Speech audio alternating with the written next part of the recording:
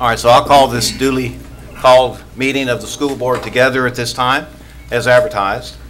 And we do have a change to the agenda that I previously read on the workshop date, so it's already incorporated here. And so the first item of business will be to approve the agenda. Move it. Motion by Mr. Walker. Second. Second by Mr. Bryant. All in favor, let's vote. The vote is 5-0. All right, before we go forward, board members, I do feel like that there's an item that I would like to discuss, and then we'll head into the normal parts of the regular agenda. I think, as you know, that because of the Sunshine Law, the only time that we can discuss business issues and concerns or ideas is here on this dais. And normally I would bring this up under my business. However, in my opinion, there is a need to discuss this now before we go any further tonight, because I will be referring to previous school board meetings. I've thought a lot about the last two school board meetings, things that were said and things that were not said, and I'm sure you may have too. Have you? I think that all of us understand the powers and duties associated with our positions on the school board. At least that is what I have seen while here working with you. And I think we all understand the legal constraints placed upon us by the Florida Constitution, Florida statutes, and even civil litigation. And frankly, there are some things that we cannot do no matter how we feel about it, or even how our constituents feel about it. But the record reflects that we have acted strongly and swiftly regarding the things that we can do. For example, in recent months, we have passed many new, strong policies pertaining to notification, public records, and investigative practices. But there is still more to do. But I must add that in my years, many years of attending school board meetings, I have never experienced some of the things that have recently happened as a consequence of events that happened far from school board meetings. I would suggest that you too, board members, may have had some new experiences in recent times. Sometimes I have been surprised on this dais with these new experiences and have not addressed items appropriately and maybe in the best manner because there was no experiential basis for decision making at that moment. And I've always found that Monday morning quarterbacking is always better. And so I say all of this to say that I have developed a new guideline for interactions with members of the public and others that address the dais. And so I want to share that with you. It is a relatively simple guideline, and I call it the fairness rule. It's very short. So, whenever anyone on this dais refers to an individual in attendance, I will offer that individual an opportunity to address the dais, even if they have already used their 4 minutes. Any questions or concerns? Well, are you asking us to agree or disagree with that, or are you asking us, or are you trying to say this is what you're going to do without Unless you want to vote on it. Huh? Yeah, that's what I'm going to do unless you want to vote on it. Well, I definitely think the board should Okay. vote on it. All I right. definitely do. So I'm looking for a motion then. You don't have the authority to do that without us voting on it. Huh? There might be a question about that, but Well- I'm willing to entertain a vote. If Well, you, I thought- so I'm looking for a motion. Well, I'll make it because I don't have any problem with it. Very good. Thank you, Mr. Right. Walker. Motion by Mr. Walker. Looking for a second. I'll second that. Second by Mr. Destin. Any discussion? I just have a question. Sure. You know, when we give that person a Yes, chance to respond to comments from board members, is there a time? Not in my mind. Okay. I would hope that it wouldn't be lengthy, but it may be that I have to say enough's enough. So for each board member response, you know? Sure, if you I wish mean, to. because at times there's multiple of us I know. that. I agree. Okay. That's how I see it. So any more discussion about that? All right, let's vote. All in favor? The vote is 5-0. Thank you, Mr. Walker, for the input. All right, with all that, I'm ready to move on. All right, visitors. we have Ms. Sarah Burks, eligibility to participate in middle school extracurricular activities. Ms. Burks, welcome. Please come forward. Thank you. I tried to come prepared so that I didn't rattle away my 4 minutes. It goes fast. My name is Sarah Burks, and my family and I reside at 7 Maple Avenue in Shalimar. Should I refer to you as Mr. Chairman or Dr. White? That's Lamar, either way. Okay. Sure. I've requested to come before the school board today to advocate on behalf of my oldest son, Owen. He attends Meigs Middle School. Owen will be returning to Meigs this year to repeat the 8th grade, and I am asking that he retain his eligibility to participate in extracurricular activities. When Owen was in the 6th grade, he was declared ineligible to play football as per the rules of this school board. The following year, those rules were changed to allow 6th graders to play. There are other extenuating circumstances that I addressed in my formal request to attend this meeting that I feel warrant a waiver of eligibility or potentially more of just a clarification. In Section 417, Bullet C, it now states that students have 6 consecutive semesters of eligibility from the time that they initially entered the 6th grade. Since Owen was considered ineligible by the school board that first semester, my request is that he retain that semester of eligibility. He has never been retained previously, and I feel it punitive in nature to remand his eligibility when other students who could have previously been retained for up to 2 years before entering middle school have retained those eligibility rights based on age as outlined in Guideline Bullet F of Section 4-17. That same section under Bullet I, subsection 3A, the policy suggests that a review committee can also make determinations of eligibility for middle school student athletes. I've spoken to everyone in the proverbial chain of command and have been directed to the school board at every turn. I have reached out to the FHSAA regarding eligibility, and Miss Becky Torino in the eligibility office informed me that Meigs Middle School does not subscribe to the bylaws of FHSAA, and Owen's eligibility for school sports falls solely in the hands of our school board and the superintendent. I took the liberty of also researching a few other counties within Florida to see what their guidelines state. Miami-Dade County Division of Athletics, Activities, and Accreditation follows an age limit guideline for participation in middle school sports. Hillsborough, St. Lucie, and Alachua counties do not specifically address middle school guidelines for eligibility other than to state that their programs are supervised by the school board, principal, and district athletic director. The students must also meet academic criteria, and the students should adhere to the code of conduct.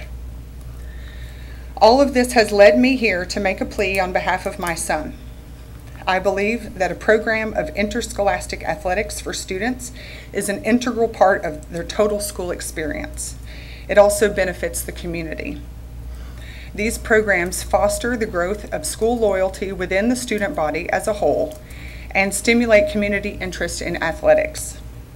The primary importance of any athletic program is to enhance the education of participating students, maximize student participation, and foster values of sportsmanship, team play, and fair competition. I am asking for direction regarding the 6-semester rule, or even a clear guideline for age-based allowances alone, as other students who have been retained previously are not penalized. Owen, my son, just turned 14 on April the 19th. He would still be playing against his peers, even as an 8th grader. I am not asking for an age-based waiver. I am asking that he be able to participate with his team as many other students who have been previously retained. I was going to say about 30 seconds. All right, Ms. Burks, thank you. Very well done. Board members, any questions or comments? Mr. Destin? I have just the authority that she's citing, Mr. McGinnis, rests with the board and the superintendent, either or. where exactly do we fit into this Well, equation, the policy that's in place is the board's policy. right?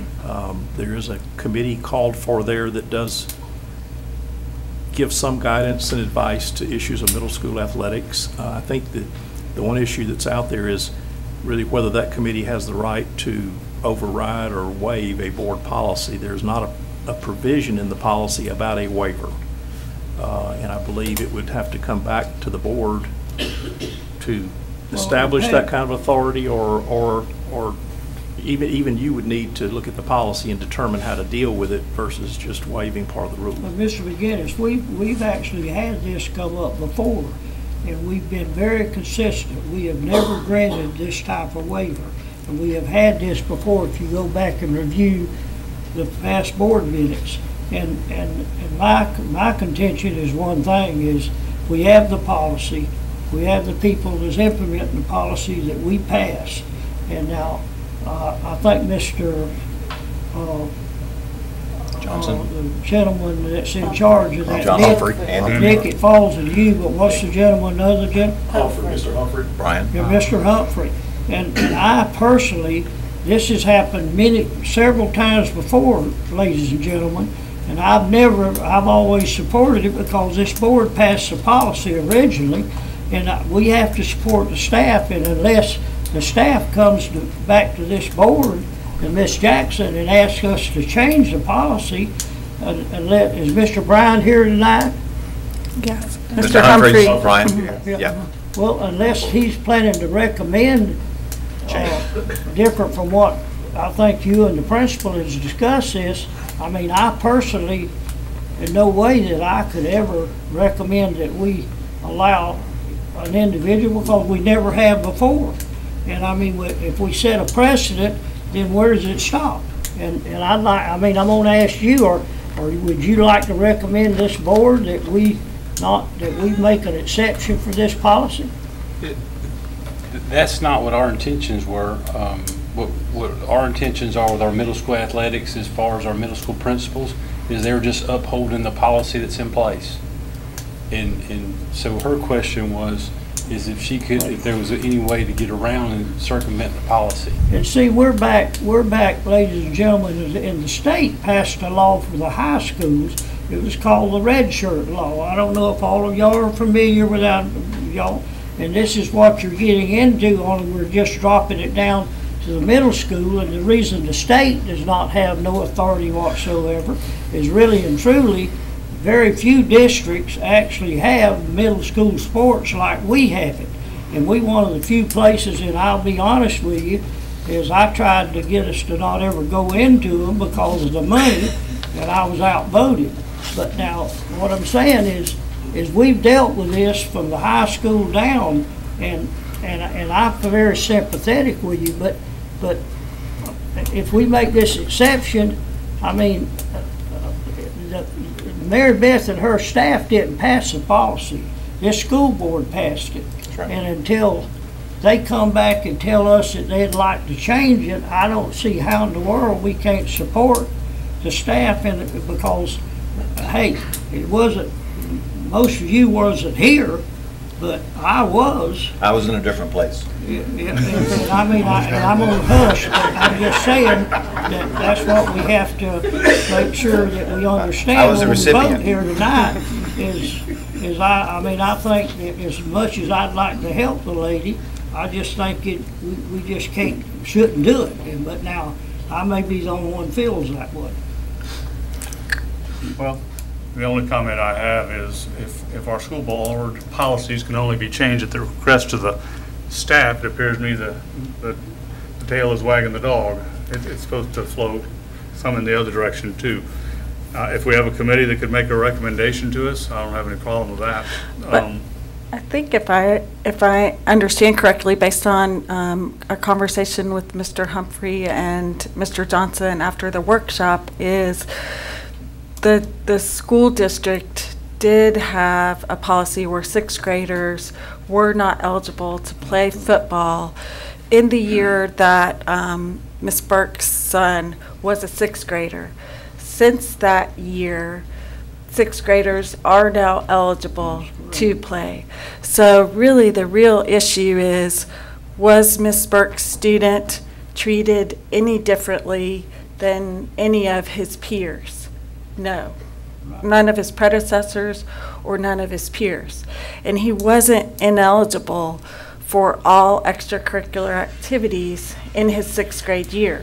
He was only ineligible to play football his sixth grade year per our policy, and all of his peers and all of his predecessors were held to that same policy. So if I understand correctly, the policy has changed in that sixth graders are allowed to play football now. What Ms. Burks is requesting is, now that her son has received the ability to be retained, she would like to have, if I understand your request correctly, a semester of eligibility just for football. That would be, because he received eligibility for all other extracurricular activities the sixth grade year but football. correct. So that being said, that would be his sixth semester. The part that I would argue is that there are plenty of students who are retained in third and fourth and fifth grade, and all the way through until they attend middle school, and can be 15 years old even in that eighth grade year. So that would be my other question, would be regarding just an age guideline, as the statute states that you can play until you're 15 and 9 months. So is it an age guideline or is it a sixth semester guideline? Your policy states both. So whether they overlap and coincide with one another, or whether it's age-based or strictly 6 semesters. It's kind of multifaceted. Right, thank you, Ms. Burks. All right, board members, so unless there's any action or recommendation, we need to move forward. Well, I would make a recommendation, and I appreciate Mr. Fush's analysis. However, carried to his logical conclusion, a bad policy is a good policy as long as we apply it to everybody. And Well, it's equal. Equally to everybody. And Retroactively? Retroactively, because that's what we would be doing.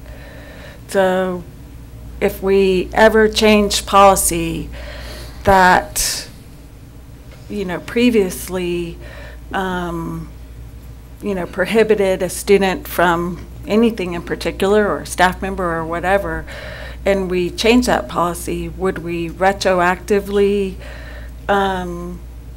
have that new policy be retroactive to previous students? I mean, that would be a serious change for the board, because if just thinking curriculum, all the changes in, just our honors graduations. We made a policy change with our honor graduates. Do we go back retroactively when we make those changes and say, well, you weren't an honor graduate when you graduated? I mean, again, I can identify with Ms. Burke's issue, Right. but how many students is this affecting? That's another issue. And was her student treated differently from their peer group?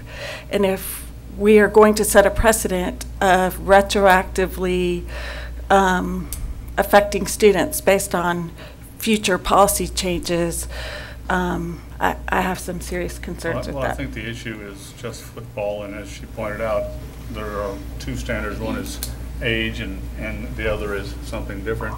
So it seems to me there would be a way to craft a way to solve this if we were willing to do it, and I would make a motion directing staff to look at a way to craft a solution to this issue. Motion by Mr. Destin, looking for a second.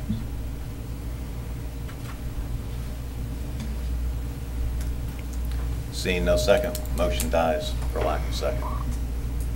Any further recommendations or discussions, board members? I think that covers it, huh?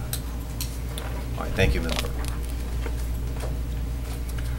All right, folks, we're supposed to enter into some public hearings. Let's go ahead and scroll down there, and what I propose that we will do is that I'll open them, recess them, and then we'll come back into regular session, okay?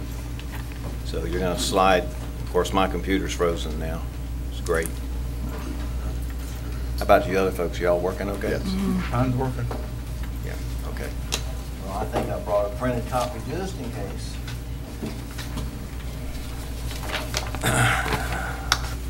How good are your eyes? Well, I got some glasses too. All right, so anyway, we're looking down here to 15.1. That's the first public hearing. So I'm going to go ahead and call the public hearings into session at this time. And now I'm going to recess those public hearings, and I'm going to reconvene the regular meeting, and we'll go back to those public hearings, folks, in just a few minutes. Thank you, Ms. Christie. All right, so where we are now is we're at the point of any public comment. So I'm going to, y'all scroll on back up to that particular item. That's item 5. And we have several public comment blue cards filled out. And so what I'll do is I'll call these folks, Mr. McInnes, based on the order they were turned in. And I'd like for you to go over the rules with them briefly. And I know that you'll inform them that they have 4 minutes. And so at this time, I'm calling forward Ms. Diane Barnes. And I'm seeing Crestview, Florida. Crestview, proud of North County. Yes, ma'am. Welcome, Ms. Barnes. Thank you, Ms. Mr. Barnes, Chairman you have 4 and minutes board to members. make your presentation. Okay. The last time I addressed the school board was in 1992, I think, and I'm addressing you today on the same topic. So I'm very familiar with the topic and very enthusiastic about it. The public may not be aware that tonight is the last opportunity for you to vote on the sales tax issue to enable its placement on the August ballot. And that means last chance before 2020 at the cost of ballot access. All students deserve to be in a brick and mortar classroom. Currently, there's over 160 portables. And they also deserve to be in schools that are designed for single entrance for their safety. And the county commission is using school safety to promote their tax initiative. I cannot believe that the county commission cares more about our kids' safety than this school board. I have talked to many people in the community, and they are aware that the need is immediate. If you do not vote tonight, you are taking away the voters' right to choose.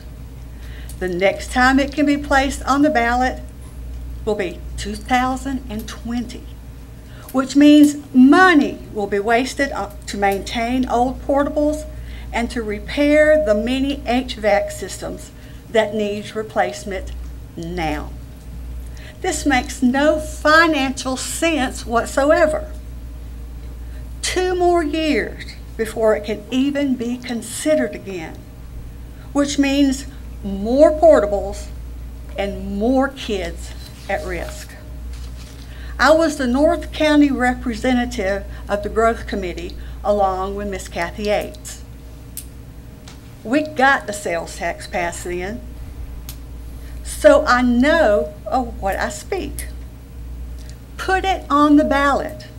It will pass on its own merits.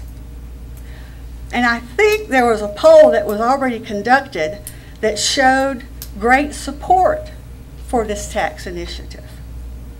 You have the opportunity to make our students safe now. Please make the right one. Thank you for your time. Thank you, thank you, thank you. All right, board members, any questions or comments? I would just thank Ms. Barnes for her passion, and I'm hopeful that we will be able to utilize your services in the near future. I would be glad to help. Thank you, Ms. Barr. All right, board members. So the next speaker is Ms. Sherry Johnson, Fort Walton Beach, Florida. Hi, Ms. Johnson. Ms. Johnson, you'll have 4 minutes to make Okay. the presentation. I'm going to be brief because I'll be nervous. I wanted to say I'm a graduate of the Okaloosa County School System, and I've lived here 44 years as a resident. I also live with little Noah Perillo. My comments are brief. Ms. Jackson, the grand jury has spoken. The people of Okaloosa County have also spoken. Ms. Johnson, I'm going to ask you, if you would, ma'am, to direct your comments to me. Okay. All right. Now I am speaking. The leadership is being questioned daily. My family has been threatened as a result of all this mess. I'd ask Ms. Jackson to do some soul searching and please do what's right for our kids. We can't keep doing the same thing over and over. Just like you said, there's still so much more to do, and we've got to take a stand and make a difference. So I hope that Ms. Jackson will do a little bit of soul searching and do that. All right, thank you. Well, Thank excuse you. me, Ms. Johnson. Board members, any questions or comments?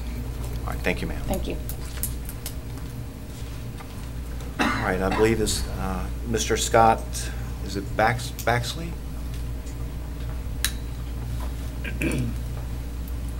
Beavers. Yeah. I'm sorry, Mr. Beavers. My handwriting is amazing, I know. My glasses. Hi, my name is Scott Beavers. I work for Beavers Incorporated. My family owns and operates the Arby's restaurants in Okaloosa County. I'm just here for a moment of thanks and appreciation to the school board and to Superintendent Jackson. Last February, we organized at the School Teachers of the Year Award banquet for, I guess, good service is the right word for. Awesome service. I think you Awesome gave free sandwiches to Teachers of the Year for quite some time. Yeah, for the last 10 years, we've given every single Right. teacher of the year for every school a free meal all year long. That's right. Yes, sir. And last month, we got to go to Tampa to the Learners to Earners Workforce Summit, and was presented by the State of Florida Commissioner of Education, Pam Stewart, presented an award to my family and our company. And the award was a 2018 Commissioner's Business Recognition Award. And the point of the meeting, which I did not know all this when I went there, was this Learners to Earners. It's how to help our graduates be job ready when they get, whether it's high school students or college students. It was a well thought out project, and I'm happy to, and honored to be there and to represent. And if anything I can do or my family's company can do to help with that, I'm more than willing. And thank you, Ms. Jackson, and thank you guys. Thank you, Mr. Beavers. We appreciate you, sir. Any questions or comments, board members? I would just let Mr. Beavers know we have some amazing career and technical programs in culinary arts. Ms. Branscombe is in the back in the audience here, and I'm sure she's willing to work with you to further our technical and career education for our students in our county, and appreciate your years of service to our community and to our school district. Thank you. Thank you, Mr. Beavers. All right, so next speaker is Mr. Gene Early from Fort Walton Beach, Florida. Mr. Early? Evening, Dr. White. Hello. Evening, Jeff. Evening, board. How are y'all tonight? What I want to speak to you about is the issue with your documents, okay, and the document request. I prepared a letter, but I'm going to throw it to the side and just speak to you because y'all got the emails, and you know exactly what I'm going to say, so I'm going to say it. What happened, what was said to me and to Dr. White from what he reported back to me was the exact same thing. Was told to the board was different. Bottom line. There was no agenda change tonight, so I'm not exactly happy with it. Now, I'm not going to call Mr. McGinnis or Eric Mitchell a liar. Not in me to do it. But I will tell you that the phone call that they gave me, the information that was provided for me, was different from what y'all were provided. I was told point blank that they validated the information that I had requested from the state attorney's office, which was provided to the sheriff's office by Brandy Hand, was in fact in the records here. The entire file. Okay, that's one. Number two on that, there was an issue that had to do with Frazier's pulling, or the DOE pulling of Frazier's certificates. The DOE told me point blank, they sent those 2 letters, one to Ms. Smith and one to the superintendent to the Okaloosa County School District, and they said they sent the file with it. Told me that on the phone. I request those. I was told they weren't here. I requested them a different way. I was told they weren't here. I requested it 3 times. Even gave them the title and the date of the letters. Now, I ain't half right and I ain't half wrong on that. I'm all right because he told me they were there.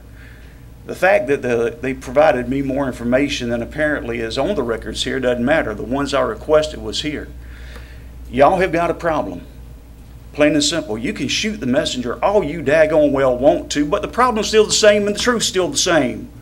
You got a police report right now saying that they requested an email between Angie Vaughn and the school district that was never provided, but it's referenced in y'all's records. So it's not just me asking these. You got another police report that sits there and states that at Edwin's, during that altercation with Hall, that Farley did a report and that reports were requested from all the witnesses. They've been denied to me every time. Don't exist. There's a problem here, guys. I'm not here to beat you up. I haven't been here to beat you up a single time. I have addressed issues with you, provided corrective actions with you, and I haven't done anything in this world to get under your skin besides try to keep y'all from getting additional lawsuits and additional complaints. Shoot the messenger if you want to, but I'm still going to sit there and tell y'all when these things are messed up. This is my city, this is my county, this is my school district, my kids went here, my grandkids are going to go here. Take me serious and understand I'm not here to be a pain, but we're going to correct these problems one way or the other. I don't care how high I have to go. Bottom line.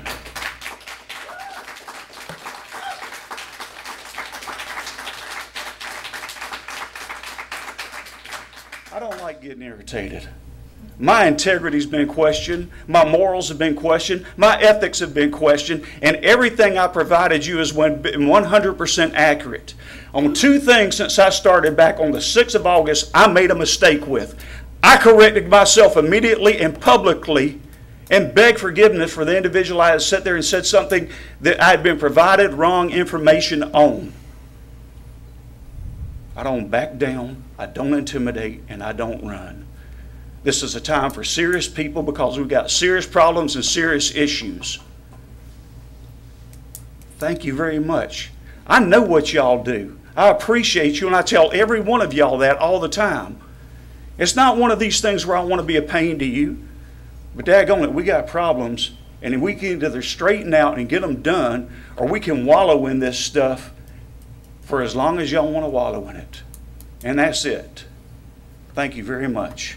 Thank you, Mr. Early. I got one more. Do you want to sit there and go with that? Well, I was going to ask you if you wanted to take a break first. And oh, no, I don't need a break, sir. Okay, I mean, I'm fine. That's fine. Let's see if we can deal with the one that we were just presented with.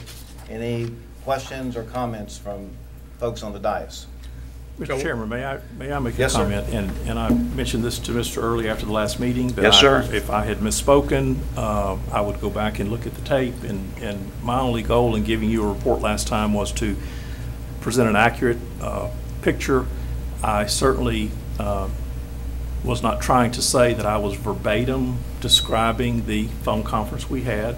Agreed, sir. I want to first say that I did use the word meeting in referring to working with Mr. Early on that matter, and it was a phone conference. And so I want to clear that up. I use that word interchangeably. We had a lengthy phone conference and covered a lot of material, but it was a phone conference. Yes. Secondly, in regard to the sheer questions that Mr. Early asked, I want to make it very clear. Nothing in my report should have been interpreted to say that he didn't have every right to bring those questions forward because they were legitimate questions. And I want to clarify that. I mean, I did not mean to in any way intimate that they were not, because he had made the public records request. He had not received certain documents. He had gotten documents from both the state attorney's office and DOE that reflected some things there that he had not received. So I want to make it clear his questions were appropriate and deserved to have an answer. The other thing I want to talk about are the actual documents.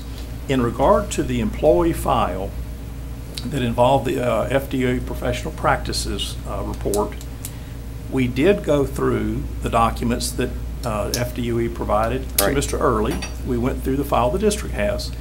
And what I explained in that phone conference was that in fact, we did not have all the documents that DOE had provided to Mr. Early because they also sent him their full investigative Right. file, which I did confirm with them that they did not, by routine practice, send that back to the school district unless it was requested. Now, what I want to say is that in going through there, we looked through the package that we determined the district had sent to DOE when the report was filed. And we have all of those documents in the report that was sent to DOE. Now, DOE has a copy of a one-page transmittal memo. They have a copy of it, and we got that back from what Mr. Hurdy has. That one-page copy was not in our file, so we don't have that one document, but Right. I want to mention that and lay it on the line. They're not trying to hide anything. All right, before I recognize Mr. Early, in accordance with our new guidelines,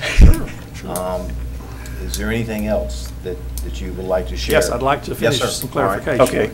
So the package, and I want to be clear, the package that the district sent to the DOE contained a lot of documents which were all part of that investigative package.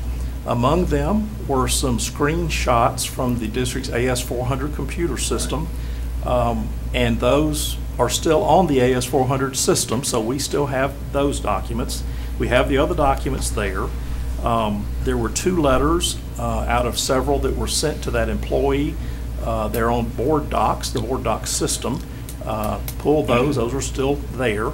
And I don't say this in any way criticizing Mr. Early. In fact, I'm confirming that we found some documents that he had asked for that he did not receive. Right. The other thing is that the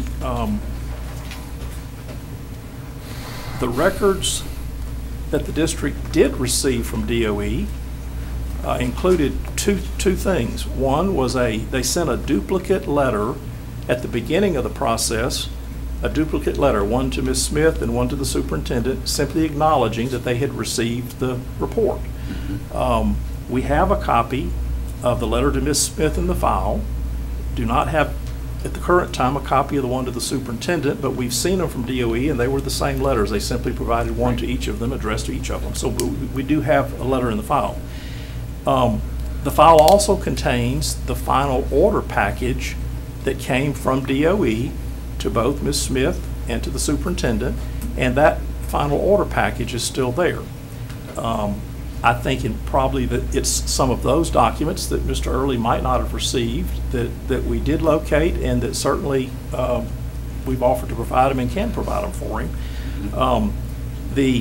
There are also, I want to mention that those were the 2 files that night in the previous board meeting that I had gotten from the chairman and that we looked at that week. There are some other files that Mr. Early has mentioned and asked that they be looked at, and Mr. Mitchell has been working through some of those, gathering what he can find and locate. I'll then be looking at with him what he has put together. So I want to be clear, those are not being ignored or not being forgotten. And then finally, I just want to clarify once again, Mr. Early did request certain public records that we have determined were in district files but were not provided to him at that time due to mistakes. I'm not trying to sugarcoat that. There were errors made, and he did not get all the documents that he had requested, but we have located those.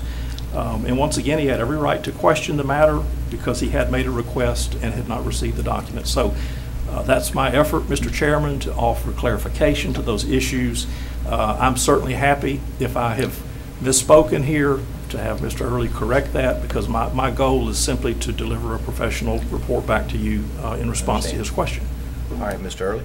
Well, I think the board knows how I feel about Mr. McGinnis and how I feel about Eric. I've said it plenty of times, and that hadn't changed. I'm not trying, as I said, I wouldn't call him a liar if I had a mouthful of it, just not in me. But the bottom line is this: the documents that you just referred to, the one from the final order from the DOE, okay, and the receipt letter were the two that I'd requested. That's what my official request was, and it was never provided to me by Mr. Mitchell. If you go back and pull that request up, that's what I'm talking about. That one letter, I described 3 different ways over the span of 4 months. Never got it. But Eric told me it was here. When you and Eric talked, that letter was there. Now on the other one, the package, okay, where Miss Brandy Hand was the last one to hand it, but had it before, it went walkabout wherever it went. That entire package was over 287 pages, and the most I ever got was when they put Miss Stillion's rebuttal on it, and that was 28 pages. So it went from 20. That's in the other file, not right. The professional so it went practice from file. 28 pages I'd received to 7 months earlier, the sheriff's office, it got 287. Same request. I've got their request, so I've got their subpoena. I know what they subpoenaed. Those are the documents you gave us? Yes, sir. That I passed? Yes, sir. Now, if there's a disconnect between what the DOE said to Mr. McGinnis and what the DOE said to me, like I said, I wouldn't question Jeff on that. I did in the day he told me that. I didn't ask where he found him, how he found him, or anything else. Jeff and Eric told me they found him. I said, fine, thank you. He said, do you want him? I said, no, sir. If you found him, then we're working for what we're working for. And that's what we do. Bottom line with this is y'all asked for an investigation. Okay, you've had a verbal report. I'm going to wait for the written report. Okay, and that's all I got to say about that. We got a problem. We need to work on it, and we need to fix it because we need to do things right. And we need to do them right the first time, not the 20th or 30th mistake down the road. Thank you. All right, Mr. Early. So, Mr. McInnes, I heard written report. Are you going to provide us with that regarding If the your board directs me discovery? to do that, I mean, I've provided you the information I have, but I certainly can provide you a memo if that's necessary. What do you want? It wouldn't hurt to have one if Mr. McGinnis can handle that for us. The question is, how do we fix the obvious problem? There you go. Right. And I believe that a motion was made at the last meeting to ask Ms. Jackson and Mr. McGinnis to bring forth some ideas on how we can fix this problem, because we can't lose public documents and say we don't have them when we do have them. That's against the law. So I await the report they're going to give us to tell us what steps should be taken. We even discussed the fact that perhaps we don't have enough resources directed toward public records requests. It certainly appears with the increase that we're getting that that's the case. I don't know how Eric and his very limited staff can do it. If it takes a little more resources, then the law tells us that's what we should do. So I'm looking forward to the report that we'll get back on how to fix these problems. If I might offer one thing, and we've discussed this, the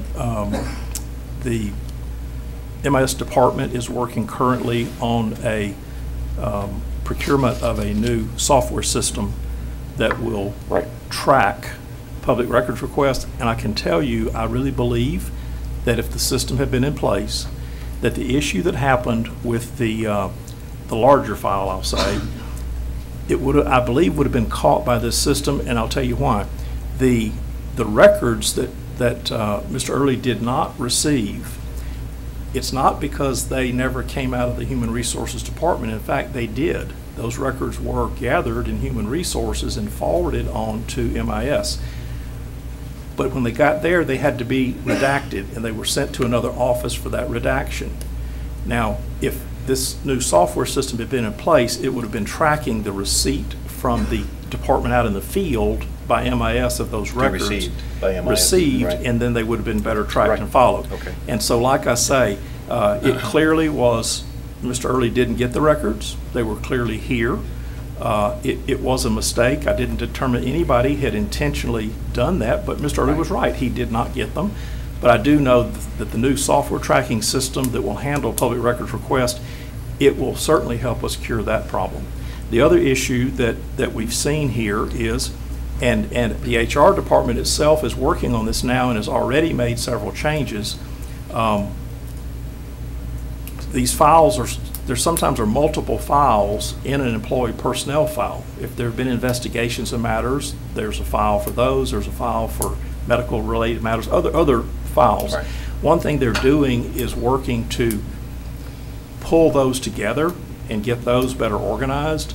They're also working to begin uploading certain parts of those files electronically.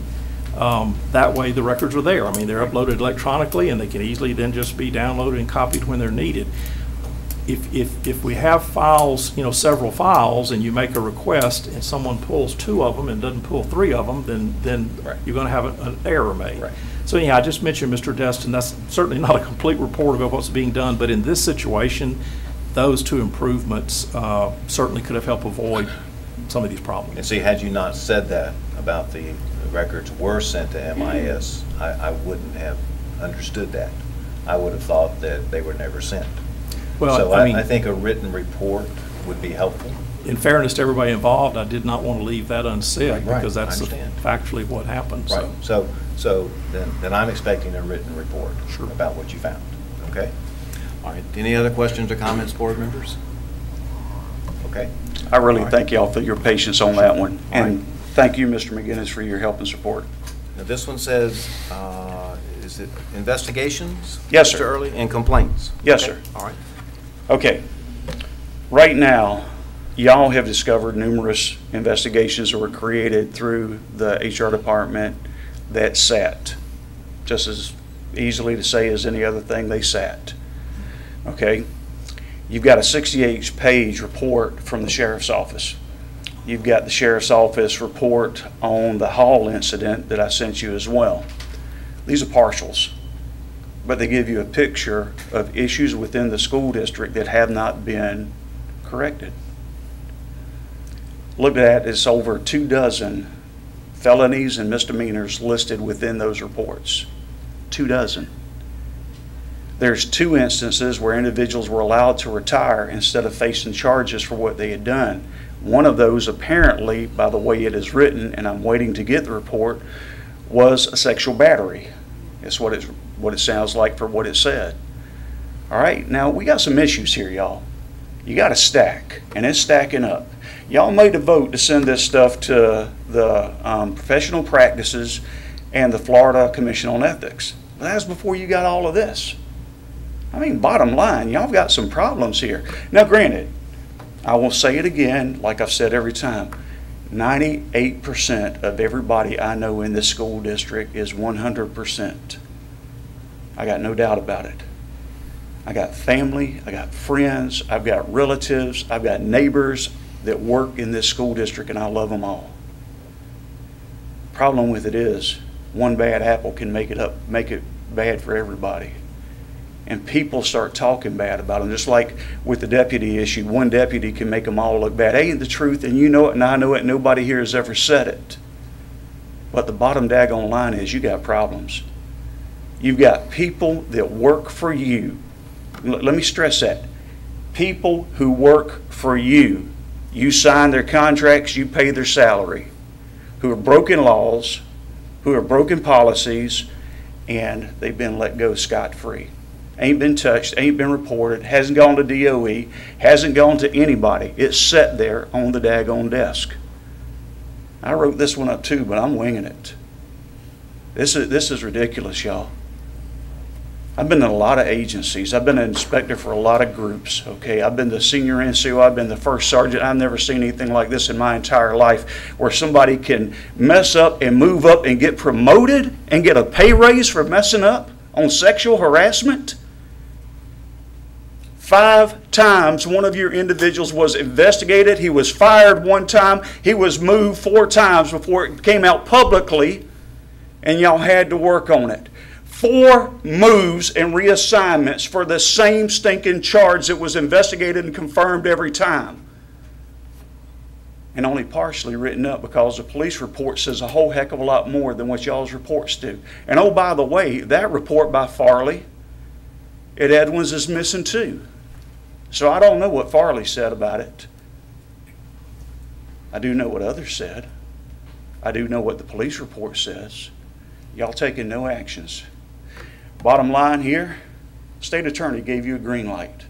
Over a month ago, he said he lifted his requirement for y'all to hold Mr. Early, off can I- on any can I- actions. Can I ask you a question? Yes, sir. At this point, and I don't mean to interrupt. But hold your train of thought. How do you know that we've taken no actions? No action on the board, sir, because I've sat there and been to them, and I know what the board actions are. You mean formal actions? No formal actions on the board. You Yes, mean a- sir. You mean a vote? Yes, sir. Right. That's what I'm referring to. Right. Okay, I can speak to nothing else besides what your official board duties are and what your official board actions are. Right. Okay, that's all I know. Right. The public can't speak to anything else. Right. We can't. Because you wouldn't know. True, very true. And I fully admit that. I got no problem with that. All right, but the bottom line is, I do know what these reports are. That's right. I do know what the sheriff's report says. I do know what the other ones say are.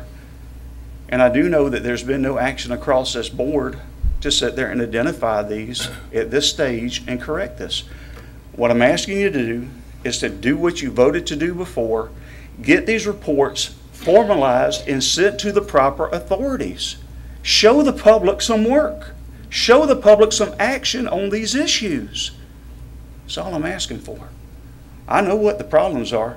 You might not have, just like with Eric, okay, Mr. Mitchell. You might not have the organic resources for this, but I'll tell you, they exist. I know good and well if I can read the report, if I can deconstruct a police report and tell you the primary, secondary, and third level investigative issues that were done and the people who violated these things that are listed there, that they exist. Those resources exist, and they can tell you who violated your policy, who violated Florida statute, and who violated Florida DOE rules, policies, and ethics. Well, I took some of your time. Thank you. So your I'm time's good. over, but I'll give you 30 more seconds. Sir, you don't need to. I'm good. I really am. The thing about it is, again, guys, or excuse me, board members, we got problems. Let's deal with them and move on. Because the longer it sits there, the more it stinks. Thank you very much. Well, stand by. Let's see if there's any comments or any questions by board members. One Destin? comment I would make is we did make a motion to audit those investigations. The state attorney asked us to not do that while his investigation was underway, I believe. Yes, sir. Now, if Mr. Early is right and we have been given the green light on that, then that motion in that direction would go forward without any other action on Go ahead our and part speak at to all. that. The report that was in question that the board voted to have forwarded, we got a clearance some weeks ago. That report has been sent to the DOE. Okay, well, we need to go back and look at what the motion was that night, and I think I made it. I thought it was to audit the investigations into these type of Yes, sir. activities. And if in fact that was the motion that was made and we can check the record, then we're back in the mode of doing what that motion asked to be done. And if I recall, And that's all I it passed ask. unanimously. And I Thank think, Mr. McInnes, there has been some work afoot to do that. Is that correct? Yes, sir. That's right. Okay, well, we'll be looking for the report on what kind of progress we're making then shortly. I'll look forward to it. Thank you very much. Yes, sir. Thank you, Mr. Early. All right, so we've got one more, and this is Mr. Steve Mitchell in Destin, Florida. Mr. Mitchell, come up. Welcome back. Yes, sir. I'm sorry I talk fast, but I have a lot to talk and there's only a little bit of I have a time, lot so to I say, apologize. okay. At the June 11th meeting, you were provided 2 binders of information from Mr. Early.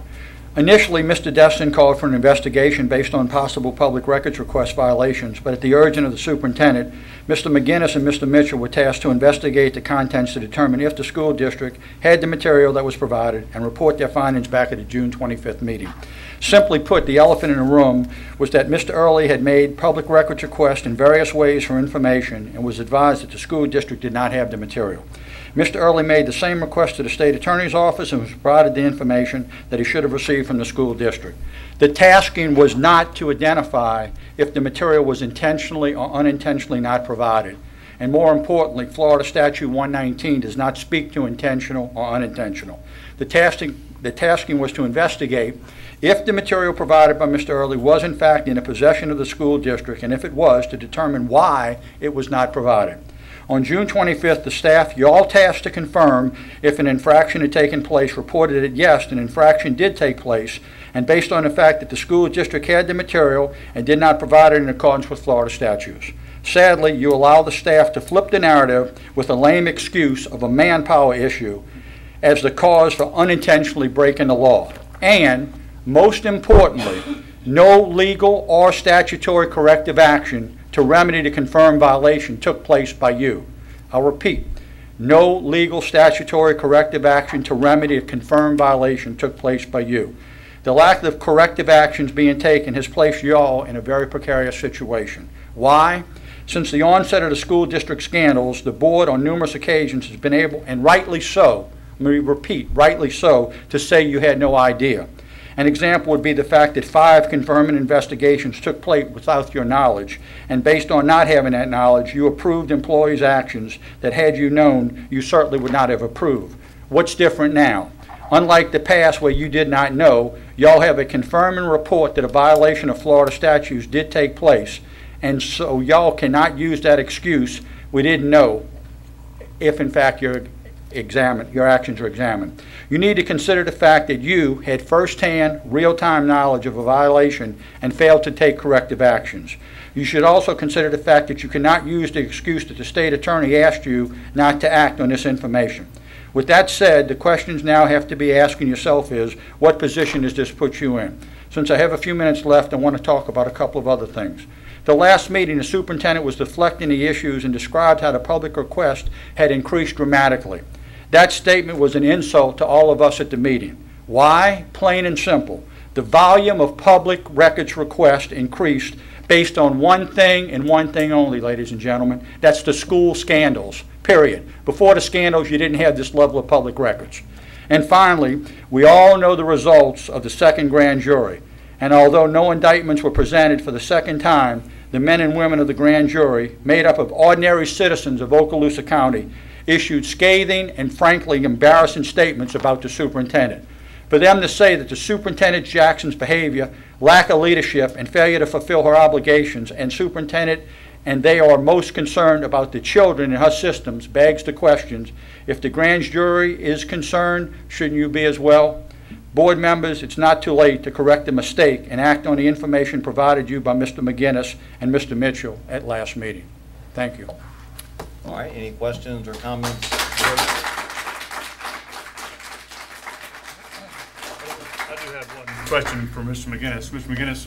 Stand by, Mr. Mitchell. I might have some.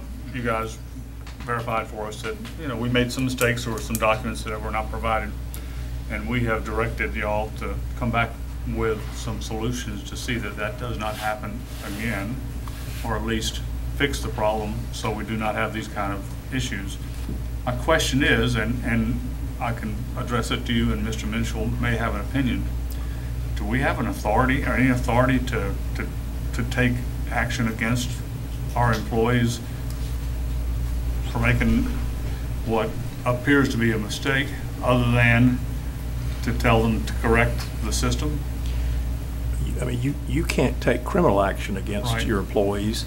You have directed that corrective action be taken to try to cure these problems, and those were identified. I guess you could take disciplinary action if you determined that someone had violated your policy or rule, but you would have to be looking to determine exactly. I mean, we know what records were not provided. We know that they were there, and so you'd have to determine intent. Is there someone that had an intention to violate the policy?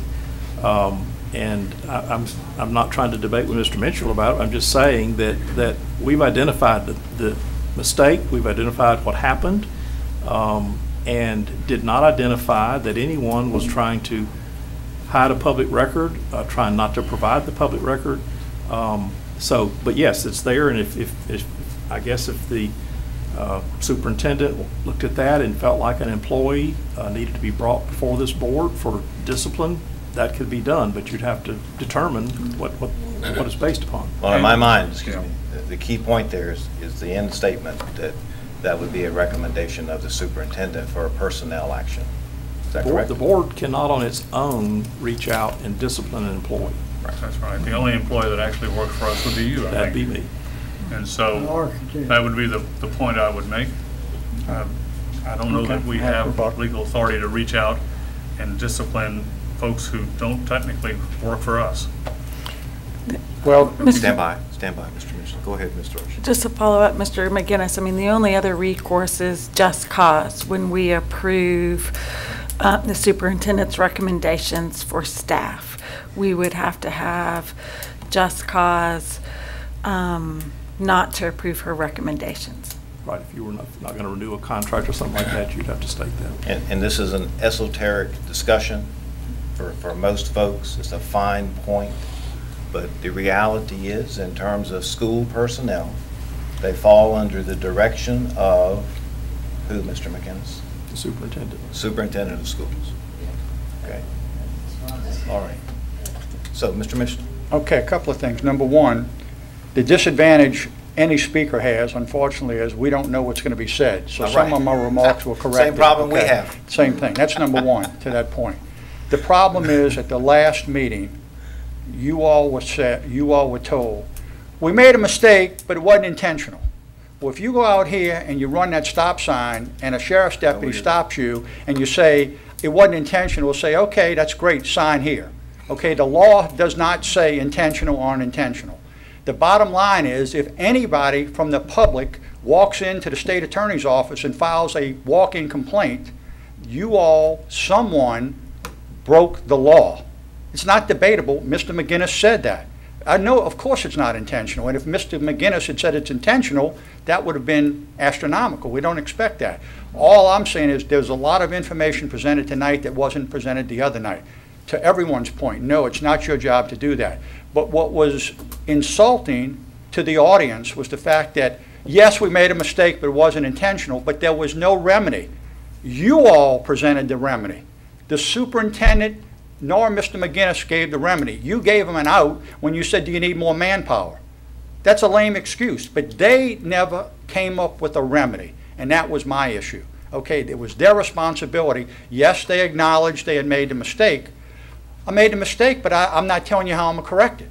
So, enough said. Well, the only thing I would say, Mr. Mitchell, and I certainly would never intend to speak for the superintendent, but I know you've had command positions as well. In my mind, the issue of intent was more relative to the meting out of discipline or punishment, as opposed to did we make an error. I think you've already demonstrated, along with Mr. Early, and the attorney has said, we in fact made an error. There's no question. Absolutely. Thank you. All right, sir, thank you. All right, anything else, board members?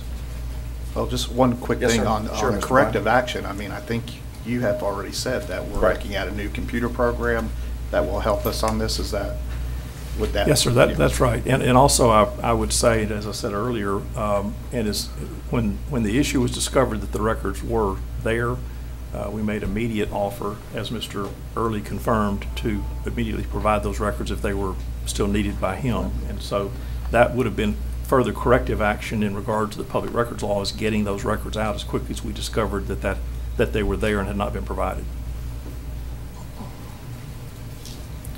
All right. Anything else? Okay, let's go ahead now, and we're going to recess the regular meeting and move down to about the several public hearings we have. And so I'll now call the public hearings into sessions, board members. And we're going to go ahead and slide way down on your agenda, down to, good gracious, 16. 16. Thank you, thank you. And you thought I'd forget, that's why you were already there. All right. All right, 16.1, the public hearing for the adoption of revised School Board Policy 01-21 Wellness Policy, presented by Ms. Lisa Sunday, Insurance Ombudsman, Risk Management, and recommended by the Superintendent for approval. I'll move Is there it. anyone here to speak to this particular public matter? Seeing none, Ms. Thrush? I'll move it. Motion by Ms. Thrush. Second. Second by Mr. Bryant. Any discussion? Seeing none, let's vote. All in favor? Votes 5-0. Second public hearing, 16.2. Public hearing for the adoption of a new job description for mental health counselor, presented by Ms. Lindsay Maxey, Specialist, Human Resources, and recommended by the Superintendent for approval. Is there anyone from the public here to speak to this item? Seeing none, looking for a motion. I'll move it. Motion by Ms. Thrush. Second. Second by Mr. Bryant. Any discussion? Seeing none, let's vote. All in favor? The vote is 5-0. 16.3, public hearing for the adoption of a new job description for roving cleaner, presented by Ms. Lindsay Maxey, Specialist, Human Resources, and recommended by the Superintendent for approval. Is there anyone from the public here to speak to this particular item? Seeing none, looking for a motion. I'll move it. Motion by Ms. Thrush. Second. Second by Mr. Bryant. Any discussion? Seeing none, let's vote. All in favor? Votes 5-0. 16.4, public hearing for the adoption of a revised job description for custodial zone manager, presented by Ms. Lindsay Maxey, Specialist, Human Resources, and recommended by the Superintendent for approval. Is there anyone here to speak to this item tonight? Seeing none, looking for a motion. I'll move it. Motion by Ms. Thrush. I'll second. Second by Mr. Bryant. Any discussion? Seeing none, let's vote. All in favor? Votes 5-0. 16.5, public hearing for the adoption of a revised job description for lead custodian, presented by Ms. Lindsay Maxey, Specialist, Human Resources, and recommended by the Superintendent for approval. Is there anyone here tonight to speak to this item? Seeing none, looking for a motion. I'll move it. Motion by Ms. Thrush. Second. Second by Mr. Bryant. Seeing no discussion, all in favor, let's vote. The vote carries 5-0. 16.6, public hearing for the adoption of a revised job description for school custodian hourly, presented by Ms. Lindsay Maxey, Specialist, Human Resources, and recommended by the Superintendent for approval. Is there anyone here to speak to this item? Seeing none, motion please. I'll move it. Motion by Ms. Thrush. Second. Second by Mr. Bryant. Seeing no discussion, let's vote. Vote carries 5-0. 16.7, public hearing for adoption of a revised job description for school custodian 2, presented by Ms. Lindsay Maxey, Specialist, Human Resources, and recommended by the Superintendent for approval. Is there anyone here to speak to this item? Seeing none, I'll move it. motion by Ms. Thrush. I'll second. Second by Mr. Bryant. All in favor, let's vote. The vote's 5-0. 16.8, public hearing for the adoption of a revised job description for school custodian 2, day custodian, presented by Ms. Lindsay Maxey, Specialist, Human Resources, and recommended by the Superintendent for approval. Anyone to speak to this item? Seeing none, looking for a motion. I'll move it. Motion by Ms. Thrush. Second. Second by Mr. Bryant. Not seeing any discussion, let's vote. All in favor? The vote's 5-0. Last one, 16.9. Public hearing for the adoption of a revised job description for cleaner, presented by Ms. Lindsay Maxey, Specialist, Human Resources, and recommended by the Superintendent for approval. Anyone here to speak to this item tonight? Seeing none, looking for a motion. I'll move it. Motion by Ms. Thrush. Second. Second by Mr. Bryant. All in favor, let's vote. Vote carries 5-0. Public hearings are adjourned. Call us back into regular session. Board members, let's slide back up. Where were we, Mr. Destin? 6.4. 6.1. 6.1, thank you, Mr. Bryant. All right, 6.1, administrative personnel appointments, and superintendent, I think you have one tonight, but there's an exception, so. We will be presenting to you Mr. Danny Dean, who has been our SRO at Shoal River, been part of the Sheriff's Organization for around 20 years. An excellent young man, very smart, very energetic.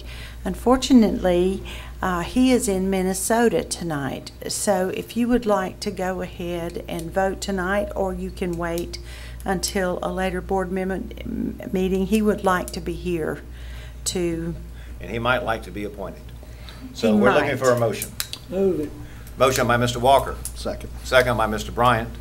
Any discussion? Well, seeing none, I know you'll bring it back at a later time. I Let's will. vote. All in favor? Votes 5-0. All right, very good. All right, item 7, committee and staff reports. We've already done those. And let's go ahead and move to the consent agenda. And board members, we've gone through all of these items. Let's go ahead and slide down to the very Move bottom. it. You've done this too long, Mr. Walker. You're ahead of me. Chairman, if you would, All right.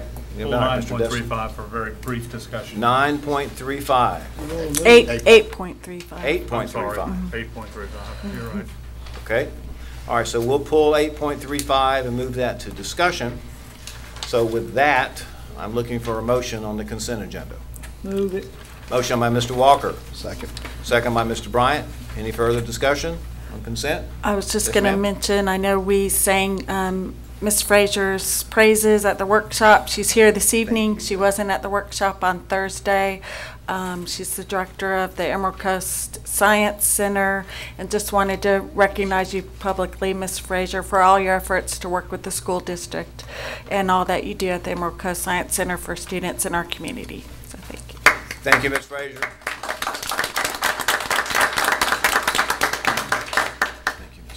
Just real quick, Yes, sir. Tammy Ellis, I actually had talked to her later on that day, and, she had sent me an email basically saying the same thing that Ms. Thrush did. So I know Diane was out there, and I would like to concur with that thought too. So, but thank you, Diane. Thank you, Mr. Bryant. All right, board members, let's move on down now to recommendations. We didn't vote. I'm sorry. So there was a Yeah, 'cause motion we- and a we second pulled to that, approve and the then we had an agenda. injection. All right. So any more discussion on consent then? All right, seeing none, let's vote. Votes 5-0. Thanks, Mr. Rush.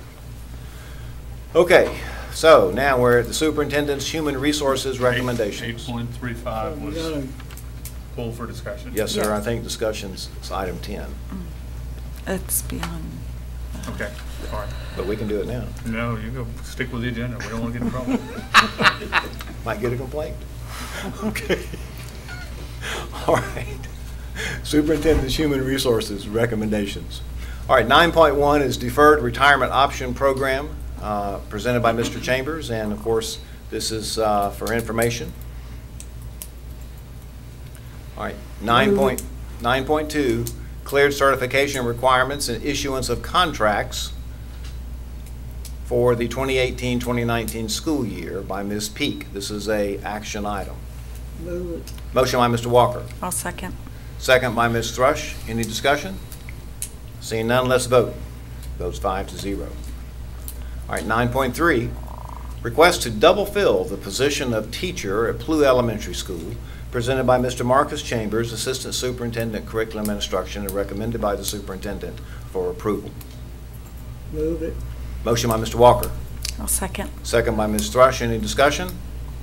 All right, let's vote. Votes 5-0. 9.4, personnel recommendations presented by Mr. Marcus Chambers, Assistant Superintendent Curriculum Instruction, and recommended by the superintendent for approval. Move it. Motion by Mr. Walker. I'll second. Second by Ms. Thrush. Any discussion? Seeing none, let's vote. All in favor? Votes 5-0.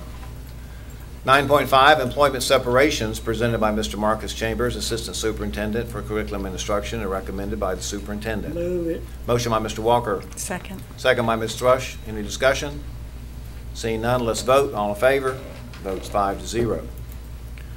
9.6, employee transfers presented by Mr. Marcus Chambers, Assistant Superintendent Curriculum and Instruction, and recommended by the superintendent. Move it. Motion by Mr. Walker. Second. Second by Ms. Thrush. Any discussion? One Yes, sir. question. Mr. Chambers, a few meetings back, I requested that you put in there reasons for transfer, and you have been putting in there employee request. I see an awful lot of those. And my question is, can we get any more detail without running afoul? Mr. McGinnis, this might be a question for you. That's kind of very vague and very broad, and it's hard to come to a conclusion. And it appears that was an area where we had some weaknesses in the past.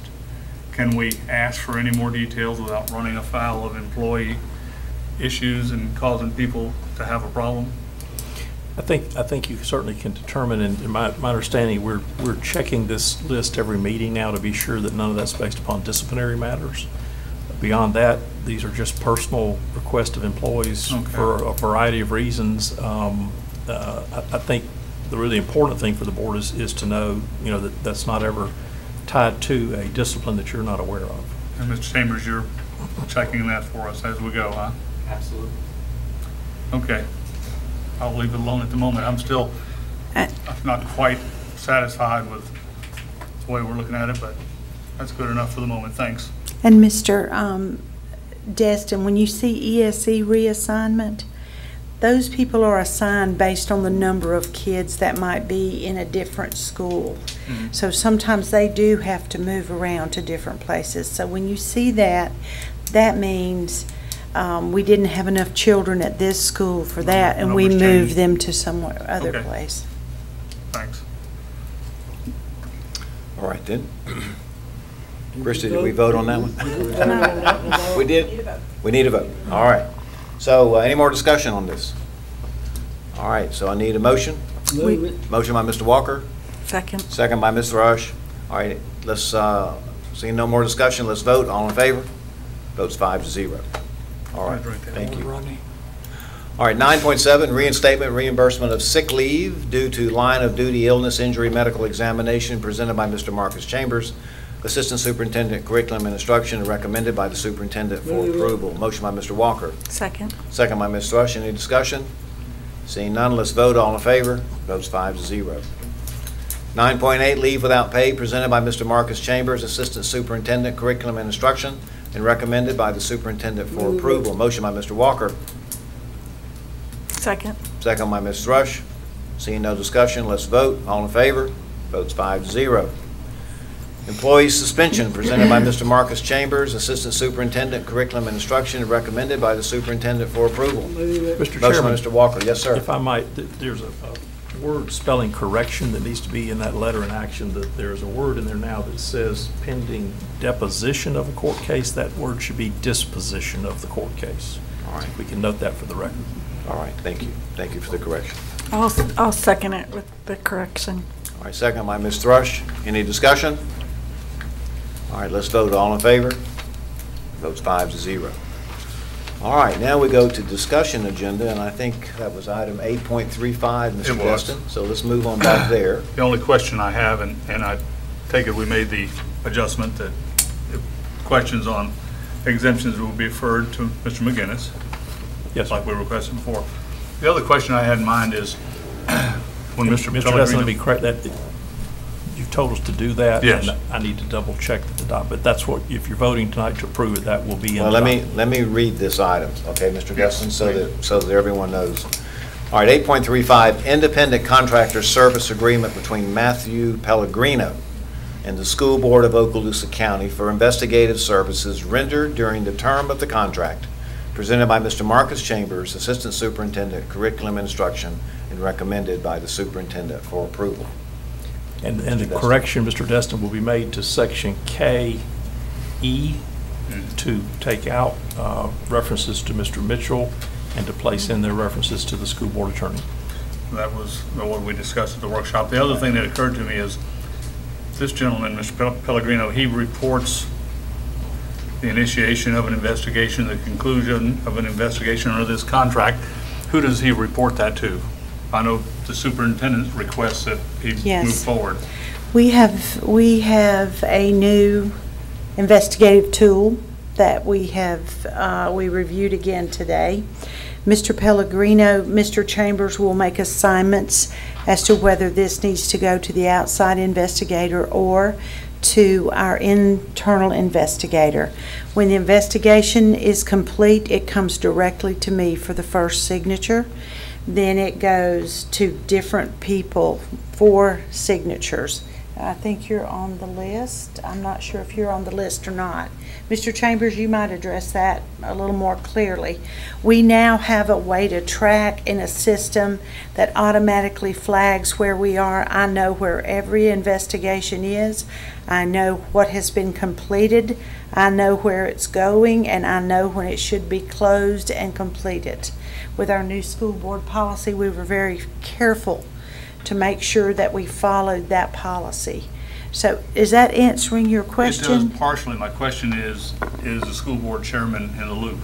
In other words, We The requirement, certainly can. Well, the requirement, right? The requirement that Confirming. if there is a confirming report of child abuse or someone's civil rights not being made in that consistent with the new regard, policy. it's consistent with the policy. We followed the And the policy. question is, when it's initiated, is he in the loop? In other words, confirming means, yes, we found evidence that this happened. When the investigation itself is started, is he on that list? And the only reason I ask is that would keep us informed about when an investigation is started, and then we would know if it's not confirming, if we wanted to go look and verify to our own satisfaction that was the correct outcome. I think certainly by that policy, he is to be informed if it's confirmed. I can't say that it required notice of every investigation that's I don't think initiated. it Some did. investigations. I'd want to think about that just for a moment, and I appreciate the question. I guess one of the issues from the employee perspective might be that the investigation was unfounded. The outcome was unfounded, but yet, because the board was informed, or I was informed, we've cast a pall, if you will, over that employee because they were investigated and there was no outcome. Yeah, but I thought the whole intent when we got into this was that the board needed to be involved, as Mr. Dessler mentioned, call it the loop. But my understanding was that when we've gone through all of this is technically I would think one of the reasons we have some of the problems we have is had because the board was not aware of what was going on and whether an investigation should have been made or not made, but I think that you as a chairman should be aware of the fact that whenever a decision is made, that if you plan to do an investigation or not do it, that this board should be aware of that. And I thought that's what we... No, that was not my recommendation. Huh? My recommendation specifically was that I be informed of a confirming investigation. And that's the reason I want to make sure we understand that. If you want to make that the case, Huh? then we need to make a motion. Well, I make the motion then because I thought that's what we intended to do. that wasn't what we said. When we started this. I think it's in writing somewhere. It is. Huh? And I it mean, says Mr. confirmed. Dessler, Yeah, well, the point It's in the I think policy. I'm adding on the kind of word you was getting to. You are. Huh? And my You gave me question- another job. My question is, would it be appropriate to put in the contract that the chairman is notified when an Well, investigation if is it's initiated? not, if I was under the impression that it was already there. But if it's not, it needs to be. And the only issue I would caution is we need to be careful about due process issues Well, for these I don't know how employees. careful we need to be, But- but I know this, that we need to be sure that we correct the problem of one thing, is we don't find out after the fact. And I thought that was the reason we've done all this work, is a good to point. make sure It's a that good that point. didn't happen again. point. And whatever, and I'm depending on you, Mr. McGinnis, Yes, to sir. figure out a way to make sure that we can, whatever needs to be done to get it in there, we need to make sure it's there. And to safeguard the due process Right, issues that you're exactly, and that's the talking reason about. we'll depend on you and Ms. Jackson to make sure it's done. Well, we would love to let all of you know. We will tell every one of you when an investigation is started so that you know what is going on and there can never be an opportunity that you would not know exactly what was going on. But I guess and Mr. Chambers has come to the podium, but I mean, we have lots of different types of investigations Exactly. based off of varying different allegations.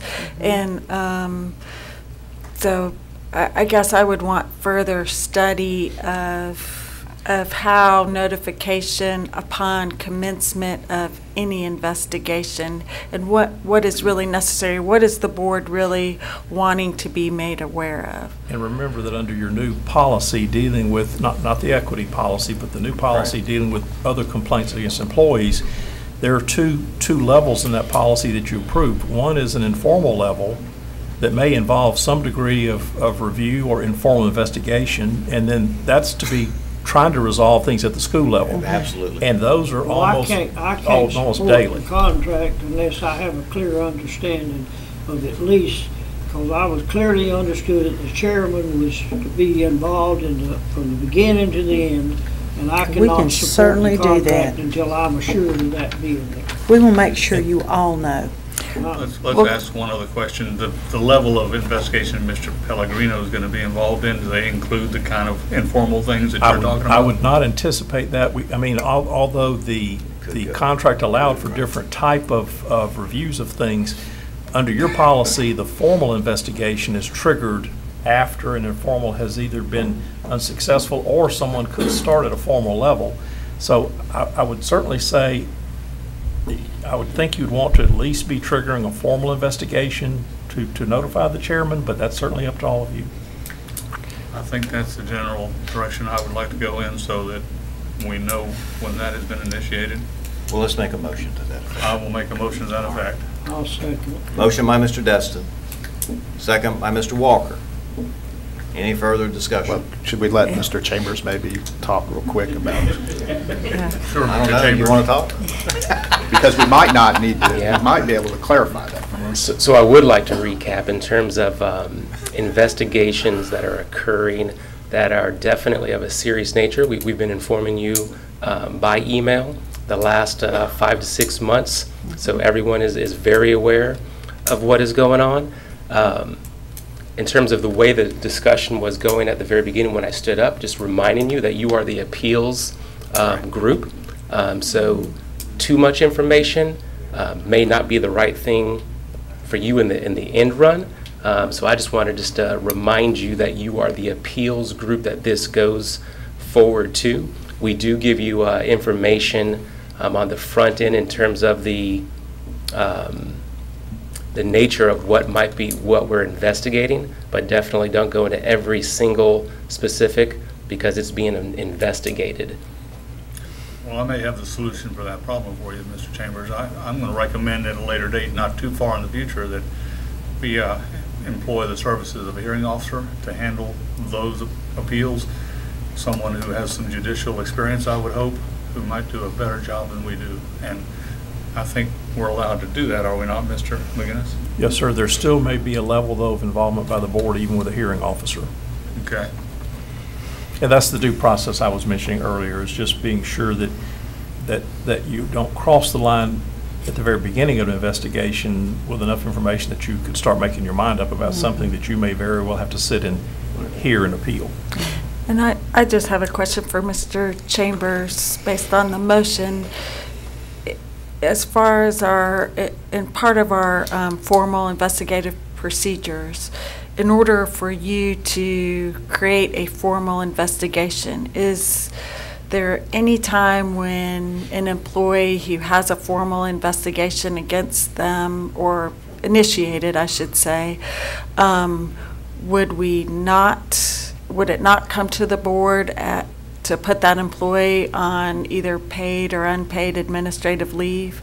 Does commencing a formal investigation also trigger a human resource action for us to put that employee on administrative leave?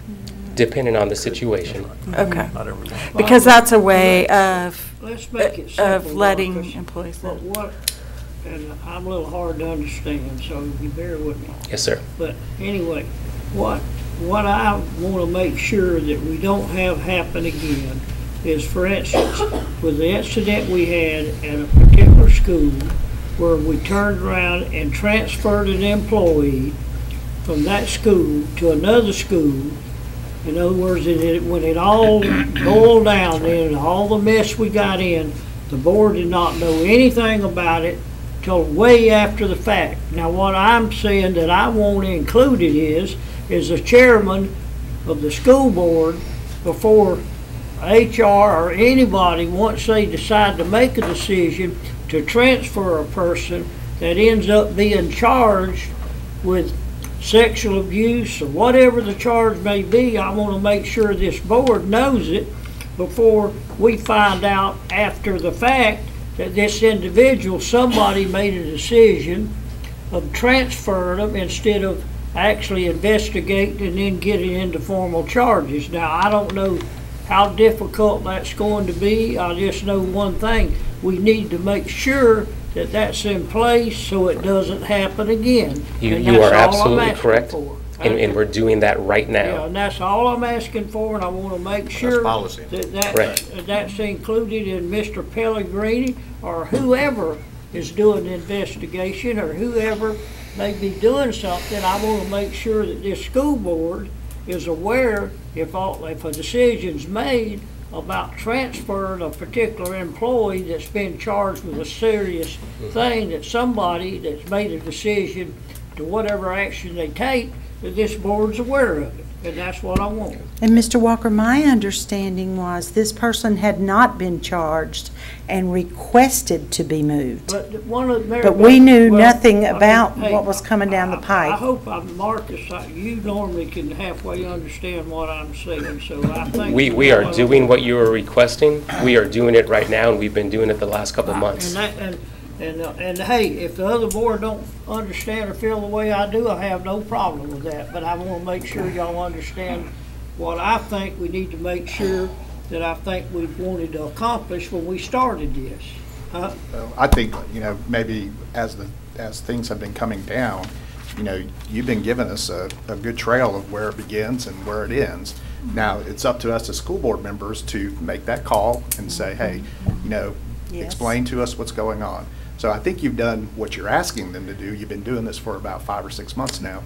And I don't know if making a motion and approving something that you're pretty much already doing. We are, and over the last number of months, we haven't had that situation, but at every board agenda meeting, once we get to transfers, we discuss that. Mr. McGinnis asked me, are there any transfers that are being transferred due to disciplinary reasons? So I answered that question at the board agenda meeting, and if there was a transfer situation that was due to a disciplinary reason, I would also put that in an email to you. Okay, well, the motion is when Mr. Pellegrino is given an investigative task, the chairman be put on notice. In the contract, is that correct? It's to be added in the contract. Place that in the contract. And I mean, I guess I would just want to understand, Mr. McGinnis, does that jeopardize that employee's due process if there is no confirming finding? Since right now, as of today, we are the appeals hearing body. And I appreciate that, and I heard Mr. Chambers say that too. But now, help me with the other part. Isn't the superintendent in some situations also an appeal level? She is, and just to be clear, like I mentioned a few moments ago, we give you information on the front end just like we currently do. We just don't go into all of the specifics of the investigation. But at any time, as Mr. Bryant stated, if we request to come to your office or to Human Resources and look at personnel files or an investigative report, we're allowed to do that, correct? Absolutely. You all come and sign the form that you all already do, and you're able to view anything. Review it. And can review it let's at any be clear time. on what the motion is now. This is the motion to be attached to Mr. Pellegrino's contract. Correct. This doesn't cover all investigations. That's correct. That's correct. Nor does it change anything about the detail. It simply says that the chairman will be put on notice. when Mr. an Pellegrino's investigation- assigned, I'm notified, or whoever gets this job. And Okay? and what But kind of that notification? actually will probably come out of the Human Resource Division. Sure, I'm not that's fine. sure that Yeah, it would be Mr. Pellegrino to call you, but I think you'd that they think would call. everybody would want everybody to be as responsible as they can, because you deny responsibility, hell, you'd think everybody would want all of us to be Absolutely. involved. Well, and that was my thought on it is that we're already being told, whether it's an outside or an inside, that we're already, we're being told that. So the due process is what I have a concern with too. Mr. McGinnis, do you feel you need time to examine the due process issue here? If you do, then we can table this to the next meeting. If not, then we can go forward. I think that if we're simply making a notification to the chairman that there is an investigation underway Yes. By Mr. Pellegrino. by Mr. Pellegrino, as long as Mr. Chambers says, we've even been discussing these past few months with the information being provided, because I am concerned about the due process part of it. I don't think just simply notifying the chairman that an investigation is being initiated, that Mr. Pellegrino's been assigned to do the investigation, I don't believe that's going to violate due process. I agree, because we're notifying the superintendent. That's right. Correct. She's part of that process. And there's too. still issue, same concern with the superintendent as to how much she knows, because she has appellate capacity. So we're just notifying that an investigation is commencing and the employee, and the same information as you stated that the superintendent is receiving. And then, of course, if there is a confirming report, your policy is clear, the chairman is to be informed of that as that is concluded. And the superintendent gets that same information. We will send you the report, the confirming information. We'll send it to all of you. So you'll all And that would be have my it. direction to the attorney. And Tell so all- no one cannot be Right. informed. That's exactly right. Particularly if it's a voting matter. Mhm. Okay, unless there's any more discussion about the motion and the second. I just want to say, Mr. Yes, sir. McInnes, thanks for clearing that up. That does help me understand better what Mr. Destin is proposing. Sure, Mr. Bryant. Any more discussion about that? All right, all in favor, let's vote. Vote carries 5-0. Thank you, Chairman. Yes, sir. Yes, sir. Thank you, Mr. Destin. All right, so moving now down to, that was 10.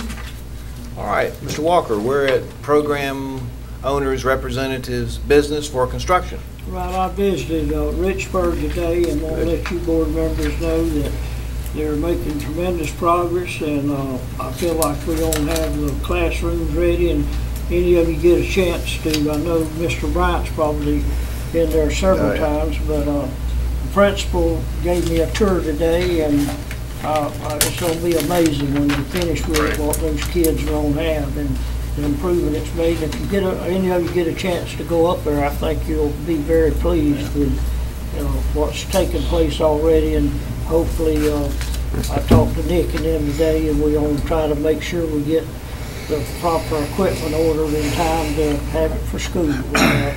Anyway, if y'all get a chance, go up and look at it. Appreciate your work on that, Mr. Walker, a lot.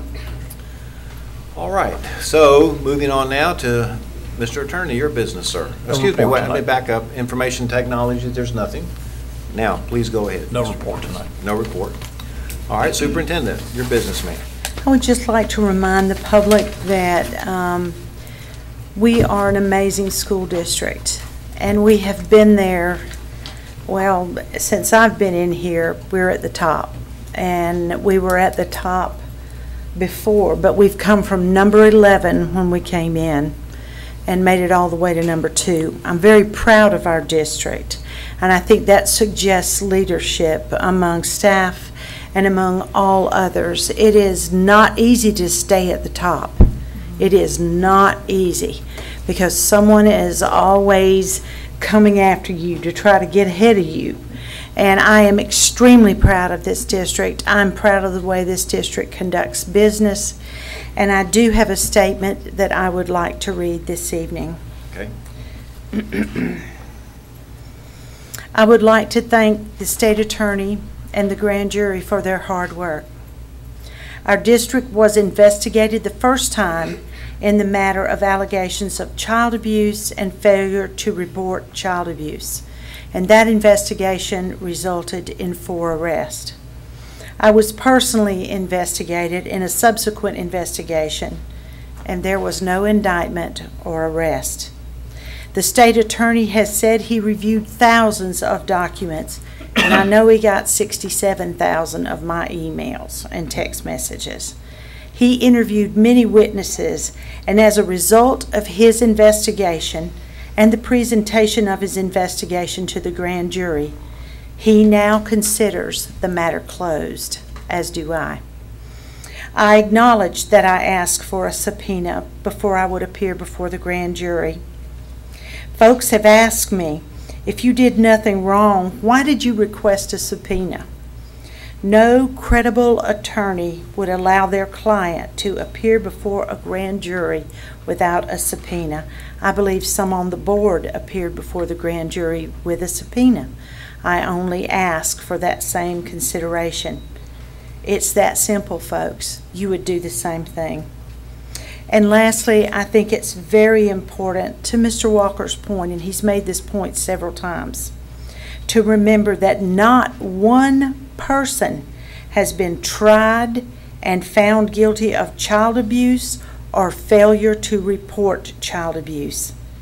The only verdict in this matter has been in the court of public opinion.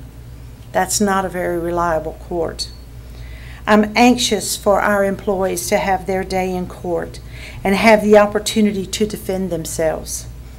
Thus far, they've not been able to do so. As citizens of America, we are innocent until proven guilty. I am sure you would hope for that same consideration. Thank you. All right, thank you, Superintendent. All right, board members, Mr. Bryant. Nothing tonight, sir. Thank you. Ms. Thrush. I have nothing further. Okay. Mr. Destin. Well, I would like to congratulate the staff and the superintendent on our, once again, high ranking. She's right. Yes. That's hard to do year after year. I had one other request, and I know that, I guess we were all copied with emails from someone who testified on the movement of the pre-K and had listed a group of, or a number of questions she had asked, and her email indicated that she has not had an answer. Ms. Jackson, if you would check with your staff or find out. Have you answered those now? Because that email was last week. We checked with Mr. Chambers. Mr. Chambers has met with these folks and answered those questions. I'm not sure that she was happy that they were not in writing. So we've met with them a number of times. We've answered every question that they have put forth, and we're going to answer them in writing. There you go. If you would copy us, I would appreciate it. That's all I have at the moment. All right. Mr. Walker. No thing.